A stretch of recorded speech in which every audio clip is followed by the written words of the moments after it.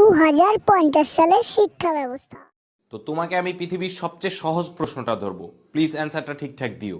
আচ্ছা, নিউটনের গতিসূত্রগুলো কে বানিয়েছে? হ্যাঁ হ্যাঁ, বলো বলো বলো।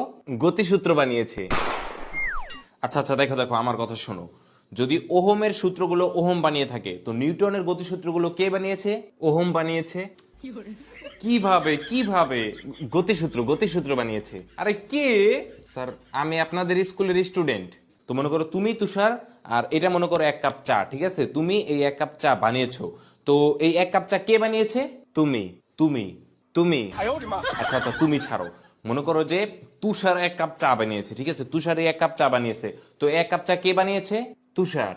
Very good very good. আচ্ছা, তো এবার মনে করো তুমি নিউটন, আর এগুলো হচ্ছে সূত্র, ঠিক আছে? এই সূত্রগুলো হচ্ছে তুমি বানিয়েছো। আমি, হ্যাঁ, ওই চাটা। আরে চা না, চা কোত্থেকে আসলো? চায়ের প্রসঙ্গ শেষ, এটা হচ্ছে সূত্র। এখন এগুলো সূত্র, এগুলো তুমি বানিয়েছো, তুমি নিউটন বানিয়েছো। সূত্র তোমার, মানে এইগুলো সূত্রগুলো তুমি নিউটন, তুমি এই সূত্রগুলো বানিয়েছো, ঠিক আছে? হ্যাঁ ঠিক আছে। হ্যাঁ, তো নিউটনের সূত্রগুলো কে বানিয়েছে? আমি বানিয়েছি। আরে তুমি কোত্থেকে সূত্র বানাবে? তুমি সূত্র বানালে, তুমি যদি নিউটনের সূত্র বানাও, তাহলে নিউটন কি বানিয়েছে? ওই যে ওই চাটা।